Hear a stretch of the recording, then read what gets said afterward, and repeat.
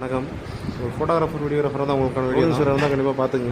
இது என் ட்ரோன் தான் DJI Air2S வாங்கி 2 வருஷம் ஆச்சு. முன்னாடி பார்த்தீங்கன்னா ராத்திரியில் ஃப்ளை பண்ணும்போது பார்த்தீங்கன்னா ட்ரோன் அப்படியே கீழே விழுந்து கிராஷ் ஆகிடுச்சு. என்ன பண்ணுறோன்னா அந்த மாதிரி பேட்டரி வந்து தனியாக ஃபிட் ஆகலை, பல்ஜிங் ஆகிருந்துச்சு. அது வீங்கின மாதிரி இருந்துச்சு. நம்ம அந்தளவுக்கு கண்டுக்கல.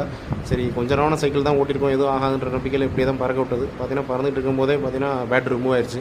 ட்ரோனுக்கும் நமக்கும் உள்ள சிக்னல் கட் ஆயிடுச்சு. ட்ரோனில் உள்ள நேவிகேஷன் லைட் எல்லாமே ஆஃப் ஆயிடுச்சு. இது ட்ரோனுக்கு கீழே விழுந்துருச்சுங்க. அதுக்கப்புறம் போய் எடுத்து அந்த விழுந்து ஒரு அரை நேரம் தேடணும். அதுக்கப்புறம் தான் விழுந்து கிடந்துச்சு. உடஞ்சி கிடந்துச்சு. இந்த மாதிரி எடுத்து சர்வீஸ் சென்டர் நம்ம சேலத்தில் உள்ள ஏர்மன் சொல்யூஷன்ற சர்வீஸ் சென்டர் தான் கான்டாக்ட் பண்ணோம். இதான் பேட்டரி எந்தளவுக்கு இதாக இருக்கு பாருங்க. இதான் பல்ஜி.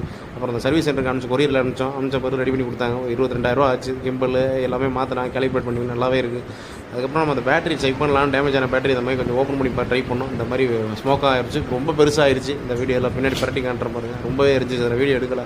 தயவுசெய்து யாரும் ட்ரை பண்ணிடுறாங்க. உள்ள சிப்லாம் இருக்கும், எப்படி இருக்குன்னு பார்க்குறனால தான் ட்ரை பண்ணேன். ஆனால் அது ரொம்ப டேஞ்சராக இருந்துச்சு. தயவுசெய்து யாரும் ட்ரை பண்ண வேணாம். பேட்டரி ரொம்ப சேஃபாக வைங்க.